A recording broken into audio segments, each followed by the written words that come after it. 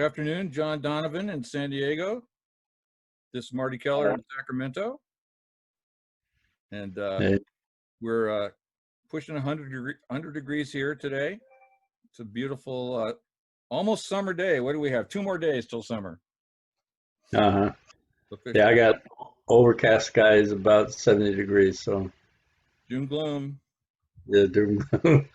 So Well, good for you anyway, guys. Good for you guys. We didn't get to meet last week because we were having computer glitches. I think we've got them all fixed now. We've got a lot of interesting things to go over today.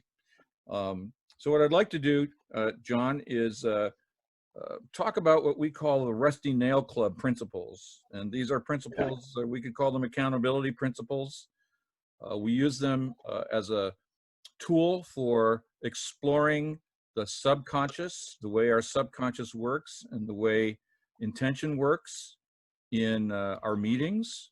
And I thought it might be valuable for people that aren't familiar with these yet to learn a little bit about them. So I'm going to put them up on the screen here so that our people working with us can see what we're talking about. And we call these the Rusty Nail Club principles. All of this is based on an underlying assumption that your work flows from. And the fundamental law, as I see it, that we use here is that life is lived from the inside out. That the world inside me, the world outside me is just a reflection of the world inside me. yeah, And the corollary to this is I create the reality that I live in. So if that's a foundational assumption or theory or hypothesis, whatever word we want to use, then we believe that these principles flow from there. And I'll read the 6, and then I'd like to get into them one at a time if you're willing. that sounds really good. So the first one is I'm always getting what I want, whether I'm conscious of it or not. Whatever's showing up in my life is in some place a desire of mine to have it be there. Secondly, it's never about the other person. Thirdly, life happens for me, not to me. Fourthly, the issue is not the issue. Fifthly, people treat me the way I want them to. And sixth, the quality of my life is determined by the focus of my attention. Right. Now, there's a lot there, and whether we'll get to all of them today, I don't know, because there's a lot to unpack there. But let's start with the first one. I'm always getting what I want. Now, when we work with people on this question, the concern that comes up every time is, how can you tell me I'm getting what I want when these are unhappy, nasty things that are showing up, and I don't want those. Yeah, and or people are treating me aggressively or, well, treating me like shit. Right. Yeah. So how does that work? This goes back to the reticular activating system. And just to fill in a gap, part of what I'm teaching about accountability, everything is focused back into where I hold my total experience.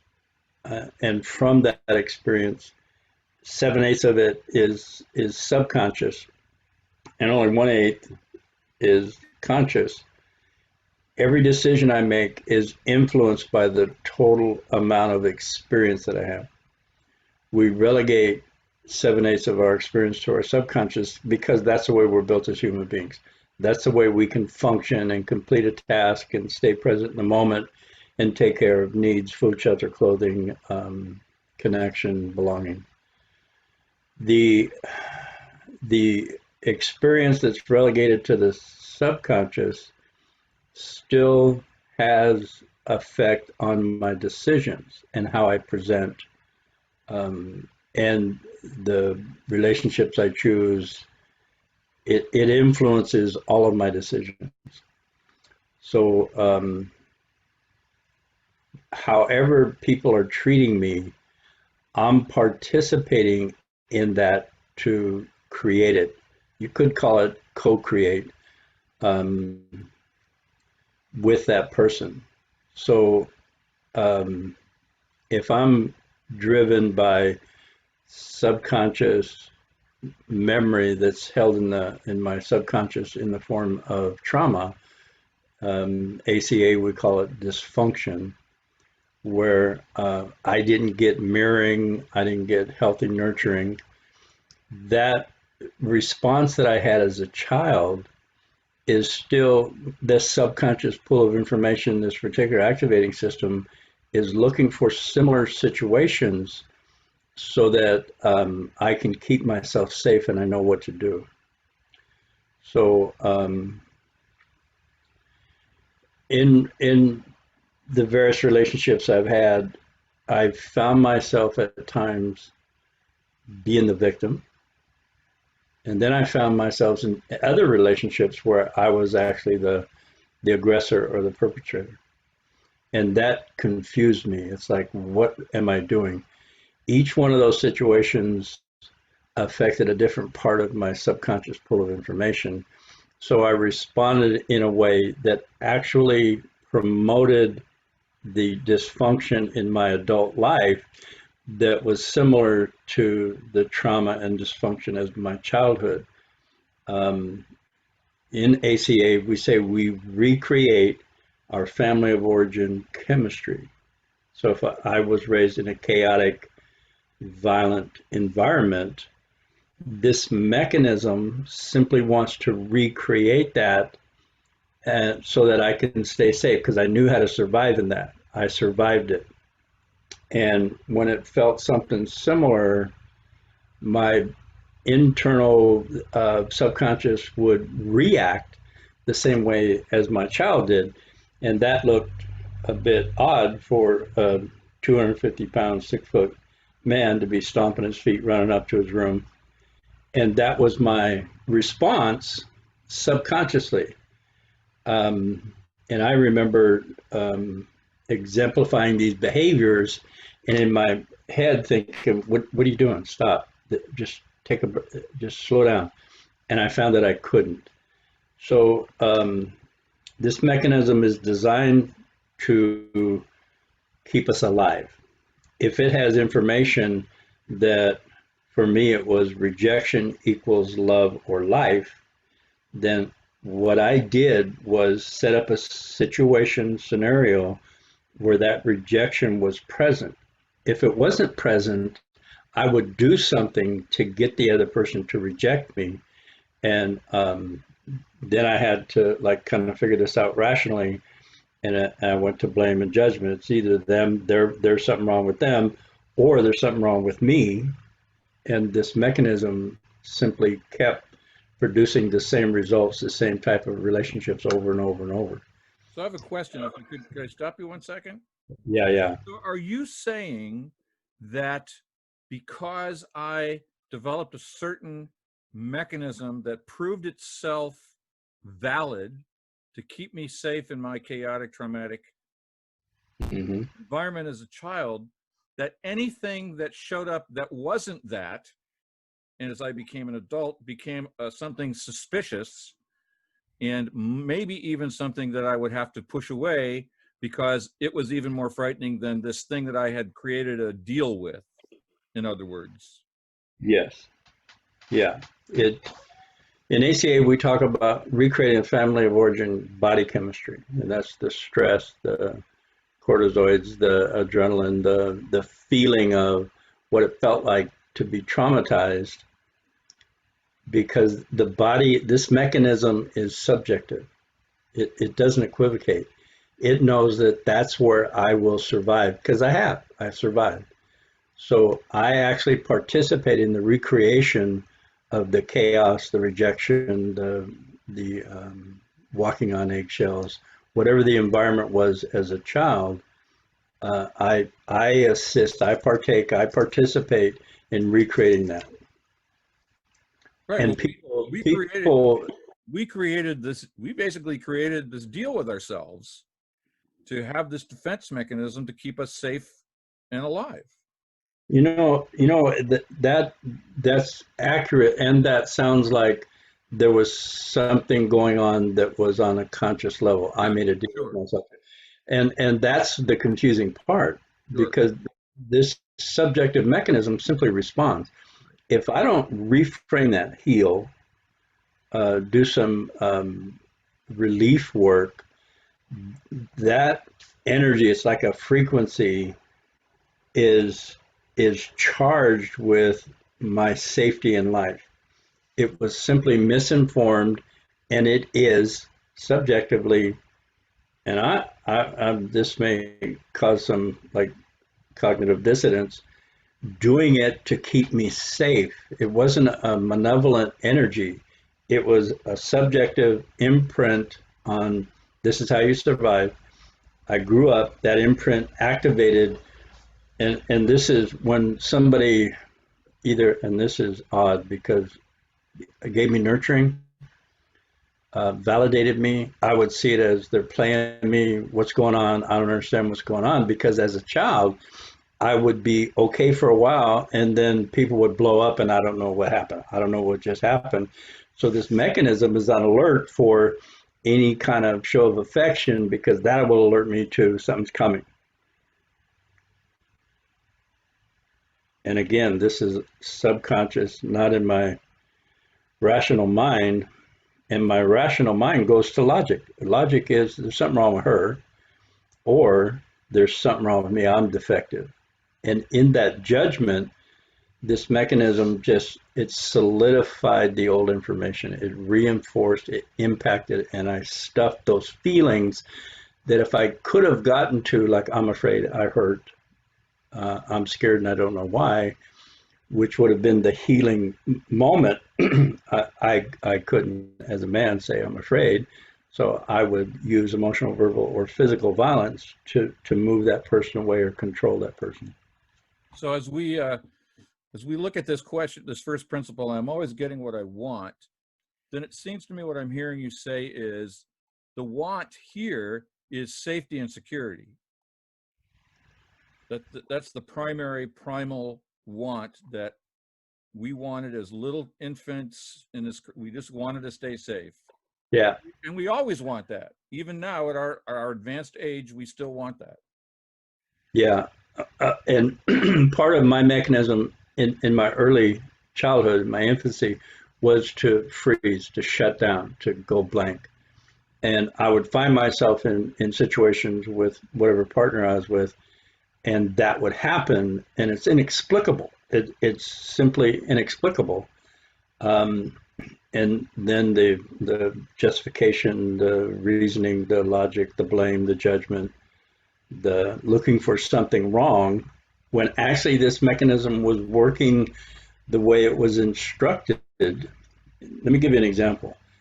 I had love mixed up with rejection. I was a second born child.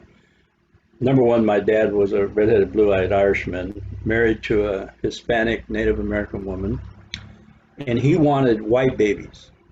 Not that I'm not white. I get that I was raised Caucasian. I've got the culture of Caucasian, but we tan well as children, and it embarrassed my father.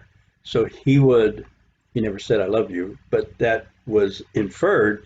And along with that, like I love you or that affection or that look he gave was this energetic wall of rejection, of embarrassment. My body recognized as you're okay, but there's something wrong. And then my mother, second child is boy girl, and I didn't turn out girl. So she was looking at me saying, I love you, wanting me to be something other than I was. So that energetic imprint from my father, embarrassment, and from my mother, rejection. So when I grew up into and got into a relationship, my subconscious was looking for that marker. If it wasn't there, I would create it. So the wanting here is not a choice want in the sense of I go to the store and I can pick different defense mechanisms. It's wanting Right. primal. I have no choice but to survive Right. in a way. Yeah. So I actually had being loved. This is again subconsciously intermixed with the frequency or energy or emotion of rejection. Um, and part of my recovery was trying to figure out why the behaviors. One of the questions I asked in workshops and groups is, have you ever hurt somebody you loved, regretted it, and then did it again? And I found myself doing that consistently throughout my life. I would do something emotionally, verbally, dismiss, ignore, or raise my voice, threaten, yell, and know that I hurt the other person and say to myself, I don't want to do that. And then 2 minutes later, I found myself in that behavior again with no recourse, no power. So ultimately, the principle I'm always getting what I want has power for us if I can identify those subconscious wants. Because I've had the same situation you have, and for me, it was being in debt, and I find myself thousands of dollars in debt, and in my mind I'm going, I don't want this, and I'd work for a year or 2 or 3 to clear it up, and then 2 or 3 years later I'm back in the same degree of debt, and I'm thinking to myself, I Right. don't want this. But what I learned is, in some bizarre kind of way, yes, I did want it because that's what was showing up in my life. And somehow Yes, I was generating that without being aware that that's what I was doing. correct. Let's just say for grins, and we'll play with this, and we'll say people treat me exactly the way I want. Then we simply go to the results. How am I being treated? What's the common thing? What's the pattern? And if you identify that pattern, it links you to the trauma. And whether you understand it technical or detailed wise, the emotional trauma has a frequency of feeling, body feeling. And if I tell the truth, oh, I expect to be rejected, that validates that subconscious need for rejection. And the way we talk about this reticular activating system, if I'm fighting myself, this reticular activating system clenches down on the old information for safety's sake, because it's somebody's threatening it. If I say, I actually want rejection, this mechanism opens up so that I can feel something, a frequency, a body sensation, and then I say, it is my intent to be accepted. It is my intent to be accepting. It is my intent to be kind and loving to myself. That fuses with that frequency because of the validation, and then it shifts and goes back into the subconscious pool of information. And then I watch people treat me differently because that's not my marker anymore. Rejection is not the marker anymore. It's inquisitive, or it's open. It shifts. And what I've learned and what I teach is pay attention to the difference. When you do this awareness exercise, accountability process, and you tell the truth, I had love mixed up with rejection, and then I say I want love to equal acceptance. It changes the frequency. People call it point of attraction. People call it your mark. I'm calling it marker now, and people respond differently because I'm not holding that energy. Well, one of the questions that we often get when we go through this in our meetings is, if I have love mixed up with rejection, Yeah, and then I do this work and I have an aha moment, an emotional breakthrough, and I'm now engaged with that emotional frequency, and I'm willing to own it rather than fight it. And I say, I want love to be acceptance. The question is, how do I know what acceptance is if I have love mixed up with this other thing? I mean, how am I going to get out of the trap of saying I want acceptance, but acceptance equals rejection? see, I want to offer before I understood that love equals rejection, I had nothing in my conscious mind about being rejected. It simply happened. So if I own it, say it is my intent to be accepting, and it fuses with this point of attraction, subconscious pool of information, this is what leads me to a different experience.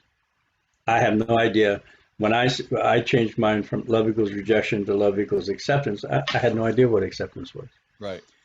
I was open to experiencing something different, and acceptance was part of that new experience. This is, it's not logical, it's counterintuitive, it's feeling, emotional body, uh, the gift we've been given as human beings. We hold this energy, and then what is in alignment with that frequency simply attracts to us. So if I change rejection to acceptance, it's a higher frequency. I started seeing people thinking differently about the people I did meet. Let me tell you a story. I did the love equals rejection, and I changed it to love equals acceptance. And I felt this wash through my body. And I really didn't realize what it was. I just felt good. The next couple of days, I watched myself act differently around women. I was actually out in a park bench next to a coffee shop, and one of the local women that I'd said hi to every once in a while came and sat down with me. And I looked at her, and my thought was, this is probably not a good idea. That was the first time in my life that if a woman slowed down around me, I thought we were going to be in love and we're going to have babies and we're going to like be in rocking chairs together. That was remarkably different. I did not intend it consciously. That was the result, and that's what made such a big impression on me and led me to work on this and figure it out and find out how to articulate what I felt, but I couldn't articulate. And that was just one example of how I perceived my relationship to the rest of the world differently based on one emotional experience of the truth of where I found myself, my intent of where I wanted to be, and it just matched up in my life. It's like I'll take somebody through the love equals exercise, and there's as many different things that love equals as there are people.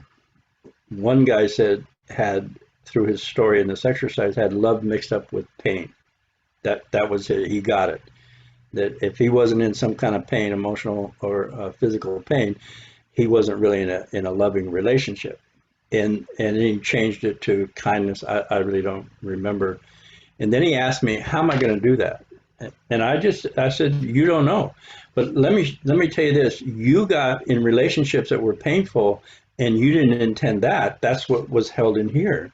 Trust that. Trust that this works. This has been working all your life to produce all these painful relationships. You simply changed it. Now pay attention to how you perceive yourself in relationship to other people. And the results come. I call it the demonstration of the internal work. It's demonstrated in my real life, in my shifting of patterns, in the way I perceive myself in relationship to different people. It manifests, just like love equals rejection, manifested in my life. No rational reason. As soon as I caught it, owned it, changed it, acceptance started manifesting in my life. I simply pay attention. That's what I told this guy. Pay attention to what's different. Don't try to do anything, because what I do consciously is create rejection. I look for it. So if I stop and just allow this energy to work and pay attention, that's a number one thing on the 4 constants of relationship. Focus attention. What are you focused on? What are you paying attention to? You can always tell what that is by your perception of what's going on around you. Well, I certainly had the same experience when I worked on, when I finally realized I liked being in debt. Mhm. And you were there when that happened, Yeah. and I had the same vibrational like relief. Yeah. I mean, I know this feels shameful to admit this, but golly, it also feels freeing. And so then I Yeah. said my intention was to experience life as freedom instead of debt. And I got out of debt financially and never looked back. But then I started realizing that that was just an outward expression of indebtedness. Right. I was creating debts, psychic debts, emotional debts all over the place. And by creating the intention to have freedom, I started noticing, just as you were saying, opportunities to be free of that, to notice where it was operating, because until then it was just hidden in the darkness of the shadow. Yeah. Yeah. It was just, Yeah. just ticking away, just doing its thing, just like my blood circulates to my heart pumps and all that kind of stuff. Yeah. So that awareness, I do have the same experience. But I wanted to offer the possibility that one of the ways that one of the reasons that we can actually rely on this mechanism, love equals acceptance now, is because we're actually born with that as our condition.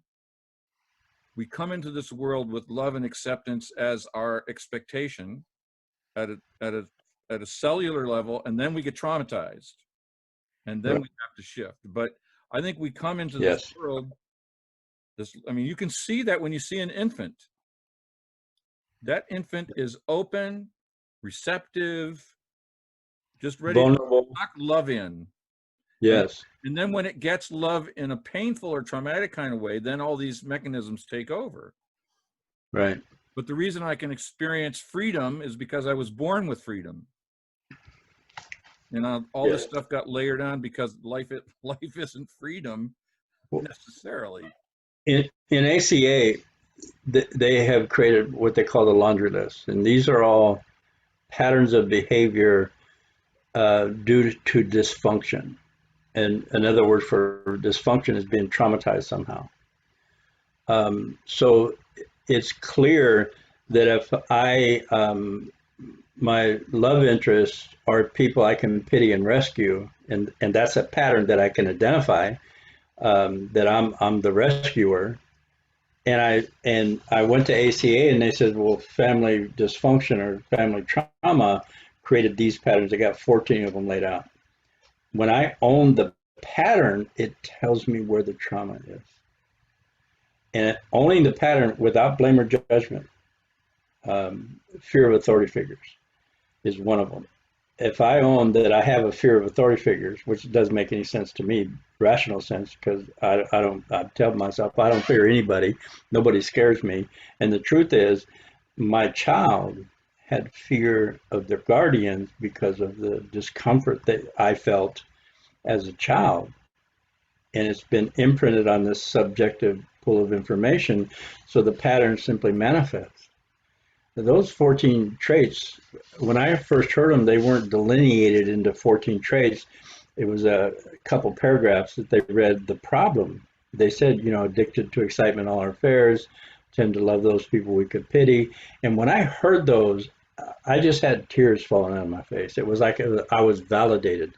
There was something in the truth of that problem, which was horrendous actually, that gave me relief. And from that experience, and I couldn't tell you that I was thinking about this consciously, and my experience in the institutions and jails and violence intervention program facilitator, I put this together, and then I developed a way to unravel it. And me owning the problem, the laundry list traits, was a key. No blame, no judgment. Yes, I have issues with authority figures that set up an emotional frequency. Is my intent to see all people as equal, or is my intent to hold myself in esteem? Because that was the real issue. I would be railing at authority figures and what are they doing, how come this, how come that. And my real issue was esteem worthiness issues. And I projected it out onto the authority figures. Right. By the way, just in case there's somebody watching this podcast that doesn't know, ACA means Adult Children of Alcoholics. Right. That's a spin-off from AA, Alcoholics Anonymous. It's a program that I participate in and John participates in, but not everybody necessarily knows that. So a lot of the work that we do, and we're going to make reference to these things from time to time in this podcast, comes from some of the literature that was developed by the people that started and did the earliest exploration of this childhood trauma issue through that process. And it's a group process. So like AA, Alcoholics Anonymous is a group, leaderless group. People get together and they just share their hope, strength, and what is it? Hope, strength, and experience. Experience, strength, and hope. Yeah. And the idea is that we support each other in coming to awareness of what's going on, and then setting new intentions and setting new goals for ourselves. So just in case there's somebody here that's never heard of that, and if you haven't heard of it, there's ACA meetings all over the country. There's ACA meetings in many places in the world, so you might check it out if you find that any of these things that we talk about are affect your life that way. I'd like to make one point. It's called Adult Children of Alcoholics, and it can include dysfunctional people. It can include people, military people, any type of dysfunction, not necessarily alcoholism. It could be drug addiction, pharmaceutical addiction, parents that were have a mental health issue, depression, workaholics, obsessive compulsive behavior, which means most of us are eligible for. Sadly so. Sadly so. All right, so we've been talking about I'm always getting what I want. I'm going to put up the next one here if we're ready to just continue on here. And the next one is, and you reference this a little bit, it's never about the other person. What does that mean? It's never about the other person. Yeah, I had that printed out as a with a guard around the license plate in my back, and I had on the top, it's never about, and then the other person. And I did that, I don't know, sarcastically, so that people behind me would know that they're not really honking at me, they're honking at themselves. How'd that work for you? Not really well. So that doesn't invalidate the principle, though. I use these phrases to incite curiosity, or to incite actually conflict inside a dialogue. It's like, because people can come up with 1,000 reasons why it is them, and then we get to talk about the reticular activating system, subconscious pool of information, the imprint of the trauma that gets projected outward. One of the things that come out of this is own your projections. People like telling other people own your projections, and when it came out of me, I couldn't see, well, that guy is an asshole. And then, okay, if I own my projection, that means I'm an asshole. Whatever that picture of when I say asshole, that's me. It just didn't make any sense to me. When I accepted to attempt this, I became willing to see the value in this. When I found myself frustrated, irritated, or agitated, and I had a judgment of the other person, I would say they're mean. Okay, so all right, if it's never about the other person, I'm actually seeing myself in them, in something I'm not resolved with. So I would say I'm mean. And when I said I'm mean, it validated that pattern of behavior from the trauma. It wasn't about right or wrong. There was no judgment in it. The end result of my dysfunctional family of origin, was that I'm mean. And I felt that. I felt the truth, because glimpses of being mean to my children, being mean to a coworker would come up, and that's mean. So I would say, oh my God, it is mean. I am mean. Now, it doesn't make the other person not mean. Right. my energy around his meanness. If I encounter a mean person now, I still recognize they're mean, and I choose to move away instead of arguing or trying to make them like get it that they're mean. It's none of my business. I've dealt with my issue. I've owned my meanness. I've created the intent to be a kind, loving, caring, nurturing father and participate in my community. So you come up to me and said, John, you're mean. I go, yeah, no, I'm working on it because I've resolved that issue internally. I've forgiven myself and forgive myself in simply owning and feeling the truth about mean. That's what happened. I became softer, kinder. I actually felt what it felt like, that meanness felt what it did internally with me, and I was less likely to do that to somebody else. When you have I forget what you call them, but there's 5 character defects or 5 Yeah, psychological parents: cruel, yeah, entitled. I think I got them all: cruel, entitled, needy, arrogant, controlling. you're right, And I remember for me, the toughest one was cruel. And I use cruel rather than mean because it sounds nastier. right, And because I thought of myself as a kind person and blah, blah, blah. And yeah, so, consciously, it's like, I'm not owning this shit. But, right, but when I would get a charge and watching someone else be cruel, especially to me, then it was like, well, the law is universal. It's like there's no asterisk that says this applies to everybody but me. right. Yeah, And of course, again, John, the thing that makes this work for me is the commitment to no blame, no judgment. So if I could just say, okay, look, I'm going to look at this cruelty thing without making myself bad, then I was able to start to see it. And right, I even saw how I was cruel to myself. I mean, it's like I was shocked at all the cruelty that I was doing to people, and starting with to myself, self-violence. right. There's like, oh my God, this is pretty nasty stuff. Yeah, I was more brutal to myself than I was to other people. It came out in the same way towards the other people as brutal, mean, and I was first in line with that meanness. And it didn't make sense that I'd be mean to myself because that's just like, I'm not a masochistic, whatever. And the truth is that critical mind of myself, my berating my choices or what I did or an expression that I thought maybe somebody took the wrong way or it was embarrassing, I would just beat myself up incessantly for hours, days sometimes on one simple minor event. So yeah, when I own mean and I created the intent to be a loving, caring, nurturing spouse, father, and participant in my community, that was able to. I could see that now. I could see.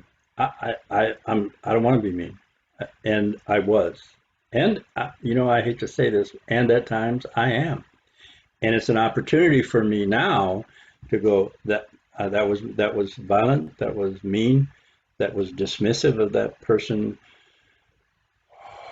Let them know because I'm accountable to them, and then that reinforces the loving, caring, nurturing frequency that I want to hold. I had an experience recently.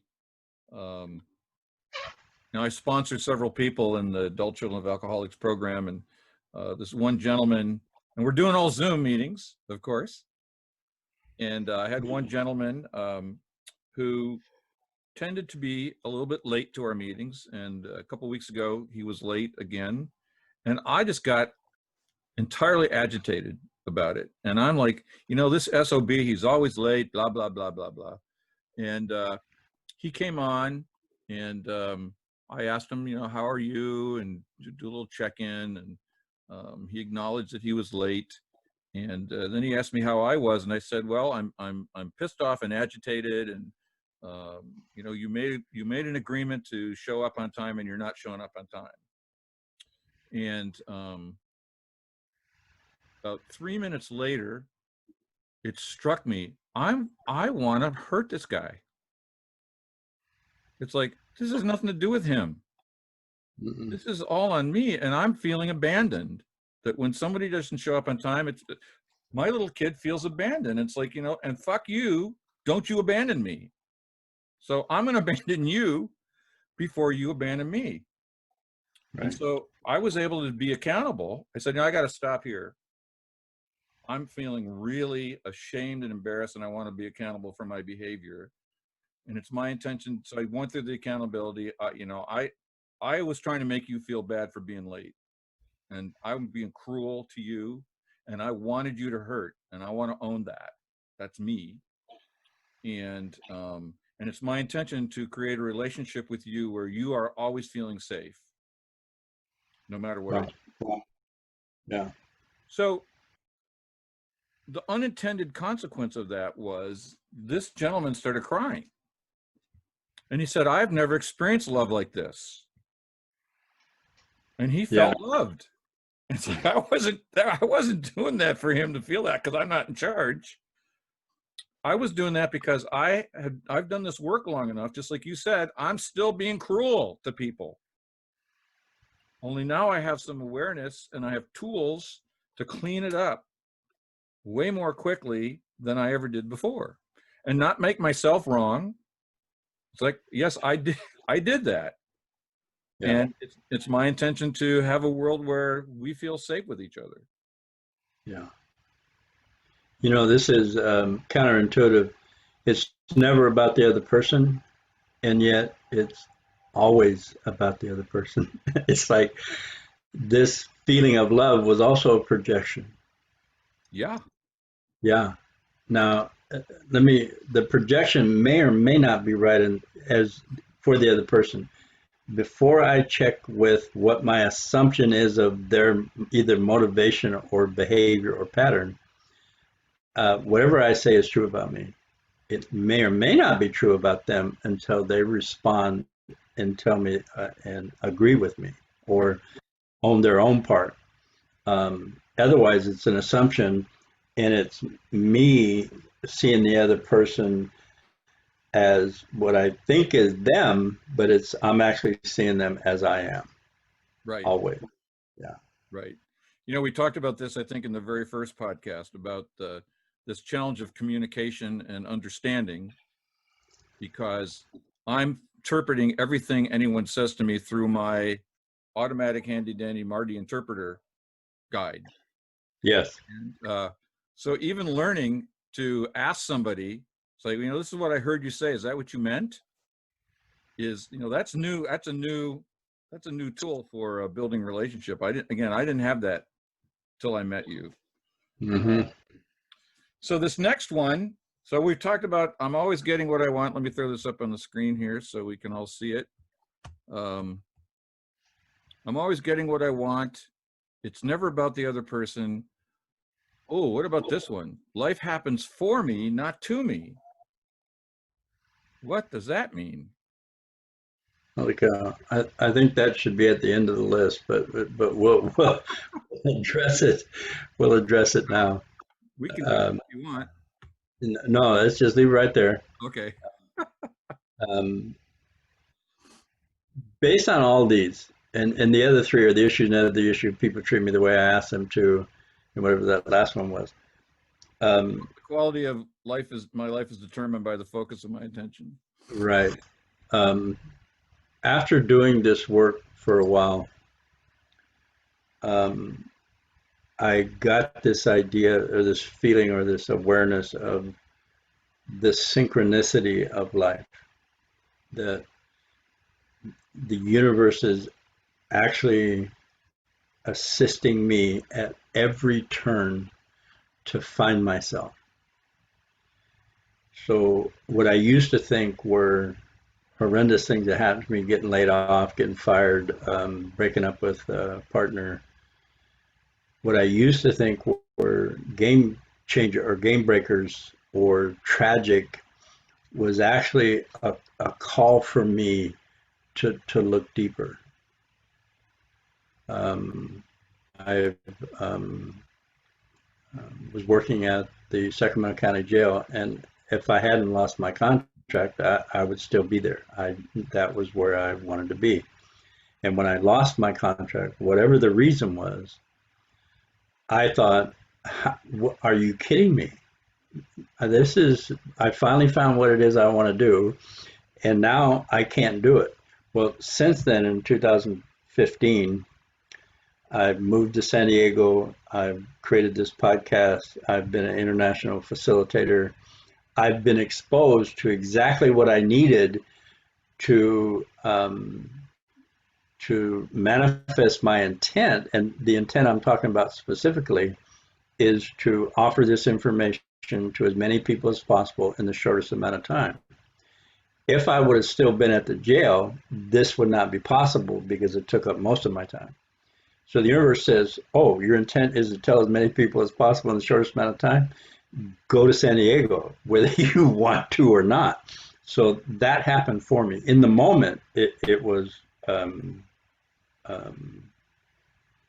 hard to deal with. I had all kinds of feelings of being mistreated or not judged, not judged correctly or not being appreciated. And the truth was, this where I find myself now is what's best for me. So let's dig into that a little bit deeper. I've been in groups with people who have chronic illnesses, and they struggle with this one because there's pain, and Yes. sometimes there's threatening of life because of people's physical ailments, illnesses, cancers. So is it true that life is happening for them and not to them, even in those conditions? I don't pretend to know all the answers. If it were up to me, they would have a different experience. If it were up to me, no child would starve to death on this planet. And I'm not in charge. What I do know is my experience, and everything that's happened on this planet that allows me to have this experience has happened. So, that's a tough one. And I'm firm. I hold with conviction, and I'm a two-time cancer survivor. That and I see that prostate cancer and colon cancer as happening for me in a tremendous way. So that's one that is a difficult question. It's a difficult question. My experience, what I know for me, is that everything that I thought was unfortunate or unfair actually led me to where I am. And now my vantage point is that there's a line in a song by Railroad Earth from this high heel of old age. I can look back on it and see the synchronicity of it all. What I used to think was chaos and clutter was actually this magnificent symphony to bring me to where I am today. Painful symphony, a lot of pain, a lot of discomfort, a lot of rejection, a lot of impact of my behavior and hurt from me to other people. All that's true. And one of the things that I discovered, so I have Crohn's disease, and Crohn's is a chronic affliction of the intestinal system, and sometimes it leads to flare-ups, so the intestine gets inflamed and then food can't go through, and then I've got a blockage, and it's very, very painful. I remember one time I was in the ER with this thing, and I'm laying there and they haven't given me the morphine yet. I'm just throbbing with excruciating pain, and I'm trying to meditate. It's like, can I use my meditative practice and my advanced consciousness to rise above this? And it's like, well, no, I can't.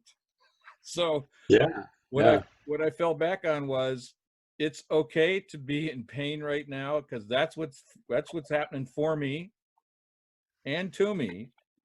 And I'm just going to be with this as best I can. And I'm going to also be with, I don't want to be with this for another Right.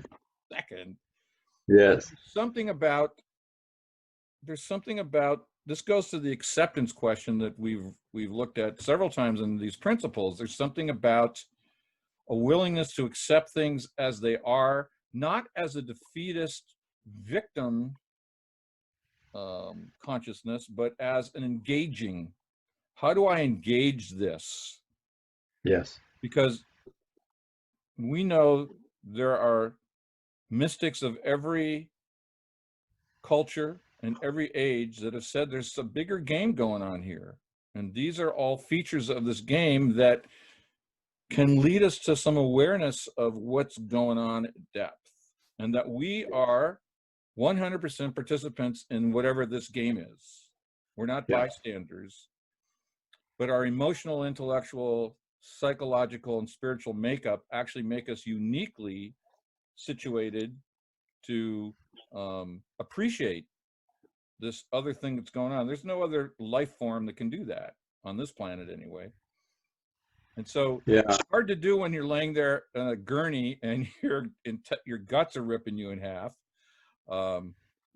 And it passed. And then I was able to reflect on it, reflect on my experience in the moment. And we all have this. And I just think it was powerful what you just said. It's like life is painful, or as Scott Peck says in the opening lines of The Road Less Traveled, life is difficult. Yes. This isn't for the faint of heart.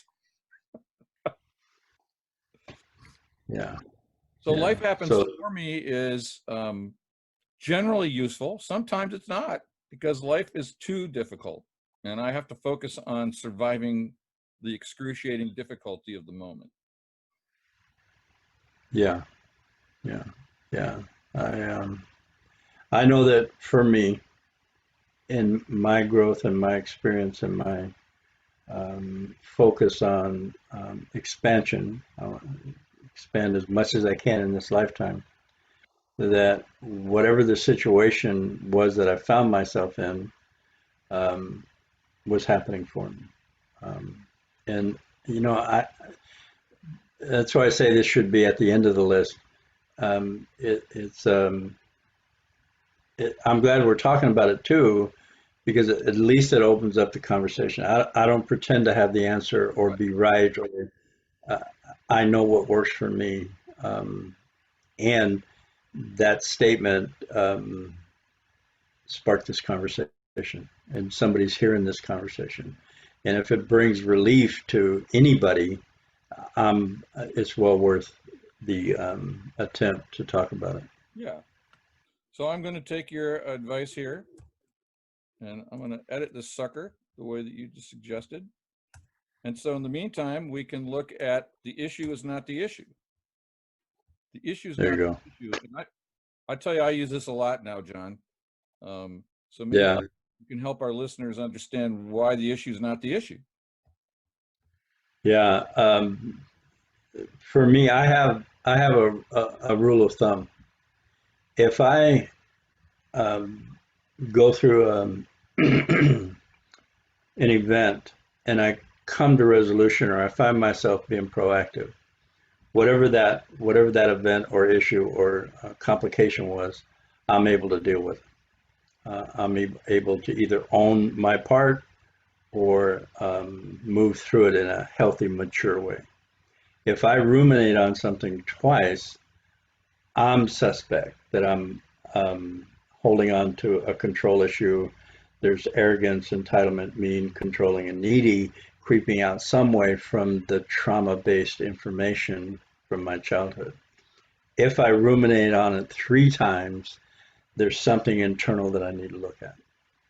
If I don't find myself moving to resolution or being proactive, not actually stopping the problem, but becoming proactive in the face of the problem, that's I've dealt with, I'm participating in my life. When I go over it and over it and over it, there's, for me, usually out of the arrogance, entitled, mean, controlling, and needy, it's a control issue for me. control. I say, well, that's me being controlling again, trying to control the outside environment so I feel good inside. And I own it. I just simply, okay, that's a control issue. Take my breath. And then something will dawn on me about how I'm participating or making an issue where there's really no issue, or I'm thinking I know better for somebody than they know. Instead of one of my proactive movements would be simply to be available to that person if they ever want to ask me again or engage with me. And that's enough for me. What it's also helped me do is not take away other people's opportunity to discover self. If I'm in there trying to fix somebody, and I use this as a facilitator, I'm not here to fix you. If you don't want to hear this, just say so. We'll move on. Just get clear about it. As soon as you ask me a question, I've been requested that here's where I show up and offer the best information I can in the shortest amount of time. Otherwise, I'm meddling in your business. I'm meddling in your process of your own self-discovery. Now, don't get me wrong, I have feelings about it, especially being in the drug and alcohol field, when I see a young person struggling with an addiction that could kill them. It's still their choice. And it's none of my business until they ask me to engage. So when I find a client or somebody I'm talking to going over the same thing over and over and over, that alerts me to what's underneath. What is it? I think the three universal fears would be appropriate to any kind of trauma: rejection, abandonment, self-worth issues, and issues of trust and surrender. If you got any fear or any trauma, it would boil down to one of these three somehow, some way. There's many ways to describe the demonstration of the trauma, and I think it boils down to separation and abandonment, worthiness, and trust and surrender. So it leads me to that, so that I can, if the person's willing and wants relief, I'll lead them into what you're talking about. Actually perpetuates the feeling of discord or rejection or chaos. If you simply take a breath and what's going on internally with you, let's see if we can just be there for a minute, and people will discover, well, I don't feel adequate with this person. It's my boss, and I got to make a good impression, and all that truth comes out underneath the pattern or repeating issue. Boom, boom, boom. There's one, I'm not sure if I'm ready to claim this as a universal experience, but my experience is that when I am complaining, I'm being gnarly, I'm sulking, or I'm nitpicking, that's almost always a cover for I'm feeling unloved somehow. Yes. And the real issue is I just want to be loved, Mm-hmm. or I just want to be taken care of. Yes. And, it's a hard won realization because, the habits, the love equals, all those kinds of things have worked, quote unquote, for a long time.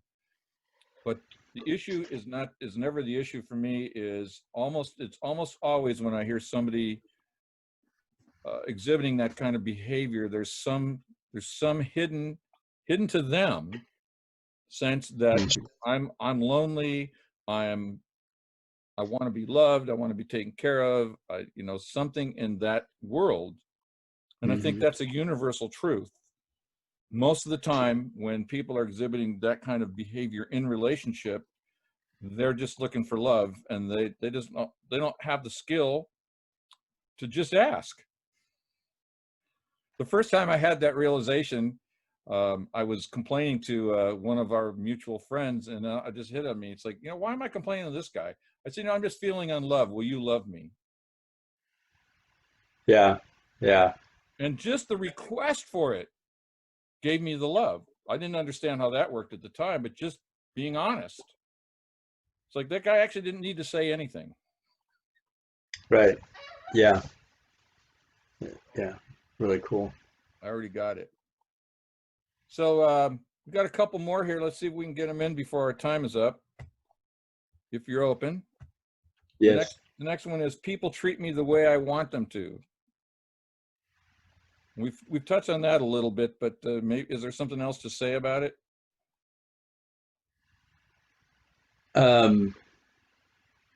Yeah, we have covered that in I'm always getting what I want.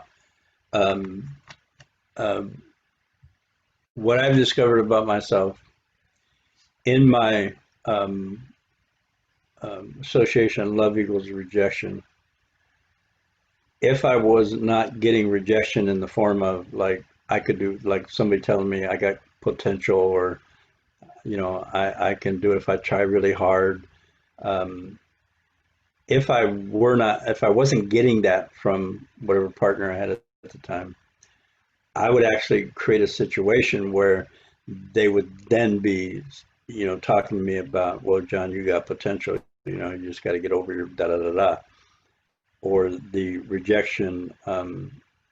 I would actually posture so that they would treat me that way, and then get mad at them when they did, and accuse them of being oppressive or critical, or they don't listen to me, or they don't love me, or and turn it around on them. So, Yeah, I think that one of the things that I notice is that there's something in us that until this information becomes conscious, we tend to gravitate toward people who will dance with us in this peculiar, weird love equals kind of way. That I'm attracted to people who will prove to me that I'm all alone.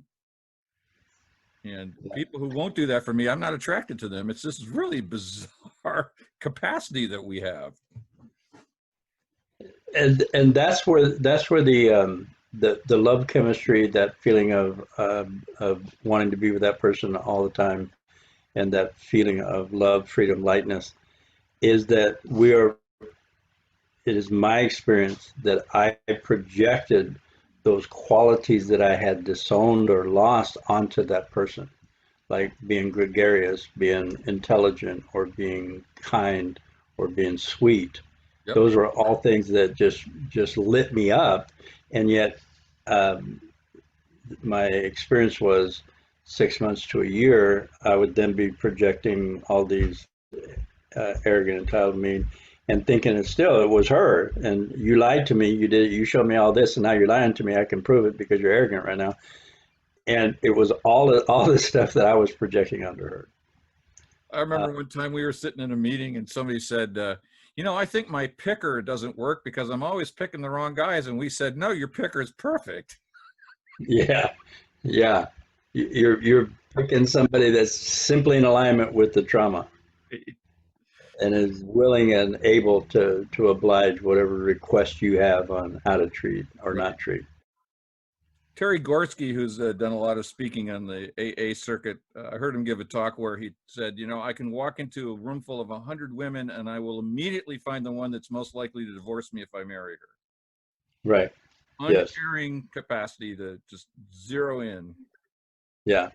It's Yeah. amazing. All intuitive and at a frequency level, and no idea this is going on up here Right. until it happens Right. again and again. Well, there's a lot more to say on this one. We're going to just, we're running out of time. So I want to see if we can hit the last one. The quality of my life is determined by the focus of my attention. Quality of life is determined by my focus. How does that work? So we're talking about this reticular activating system and our capacity, our memory capacity to remember everything that happened to us. And 7/8 of it is imprinted on our subconscious. Because it's subconscious does not mean that it hasn't a focus or a belief set in it. So if we take that 7/8 that we're unaware of, and we take the 1/8 that we are aware of, that whole 8/8 create our focus. No matter what we think we're doing, that is the focus. And that's what is attracted to us, or that's where we find ourselves in the patterns of behavior. Um, um, yeah, it's. I heard somebody say, I was reading a book on, it was actually a business book, and the guy said that the reticular activating system, and that's why I was drawn to it, because he explained the reticular activating system out in the corporate world. The reticular activating system is the seat of the paradigm. Mhm. So and we talk about paradigm shift. We talk about how difficult it is for a person to change. I heard most of my life that people don't change. And based on what I know now, the power and veracity of this subconscious belief, and which creates a focus, is what draws all the stuff into our life. That's our manifesting power. So we're always at focus, whether we know it or not. I'll ask people in my groups, what do you want? And they'll say, I don't know. And I said, well, as long as you don't know, well, let me qualify that. What do you want that you don't have? To identify something they're looking for that they don't have. And I said, as long as you don't know what you want, you will keep getting what you got. That's 100%. Um, because it's this total experience that has created a perception of life and my relationship to people, places, and things that drawing these experiences to me, that I filter these experiences through. Two people can be in a room, experience something, and one said, I'm scared to death, and the other one says, I'm excited. And they're both right, because they both filter it through that experience, through that particular activating system pool of information. And this person that's afraid is correct. That incident created fear inside them. This person that says, I'm excited, is also correct. Same event, two different. Then you multiply that by 7.5 billion people, and you can understand some of the chaos that we find ourselves in because of the filter and perceptions that everybody has. So as we wrap up here, would you say it's accurate to assert then that part of the power of the accountability practice is that it helps me learn to refocus so that I'm putting my attention on something that I want consciously, as opposed to the way I'm keeping my unconscious attention on this subconscious stuff? One of the aspects of healing work is that I reframe the trauma from being stuck or I'm wounded, and I reframe the event into something that is now relieved. Um, Peter Levine works with children who have been traumatized, and he's written a book, well, Taming the Tiger, in an unspoken voice, where he takes the children back into the memory of the event, and then watches their emotional level, the trauma, rise up, and then he nurtures that child.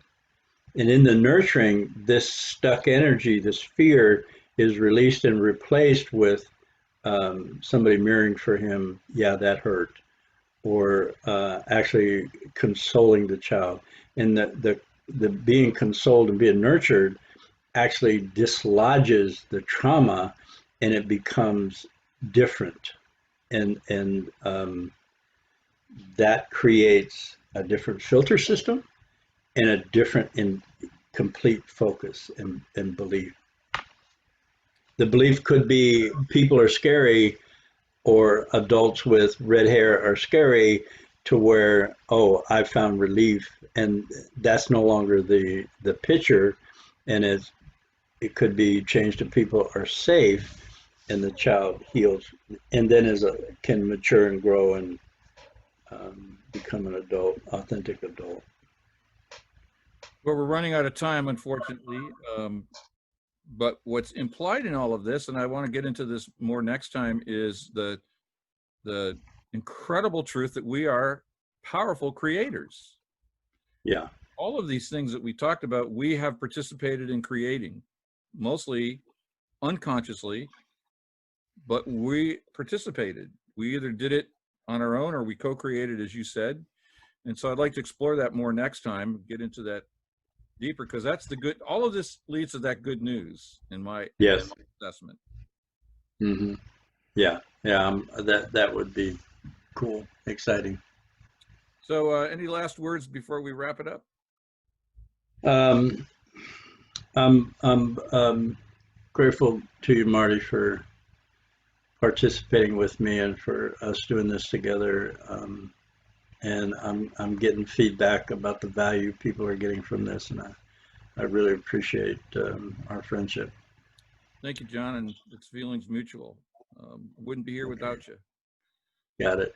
And then Got just let everybody know who's watching, if you would like to follow up more with John, his email address will be posted at the end of this video, or if you would like to check out the group work that we do here in Sacramento via Zoom, which we call the Rusty Nail Club, and I'm not going to explain why we call it that right now. My contact information will also be posted at the end of this video. We've already had some people drop in from different parts of the country. It's very exciting. So we welcome Yes. everybody that would be interested in, because the power of this work is done in group, either one-on-one with somebody like John or in a group of people who are all working on the same challenges, learning how to become conscious creators of the light that we intend to live. So thanks, John. Happy You're welcome. Father's Day this weekend, Yeah. and Grandfather's Day. Uh-huh. Yeah. Yeah. Have a nice one. We'll talk to you soon. Okay. Love Thank you. you.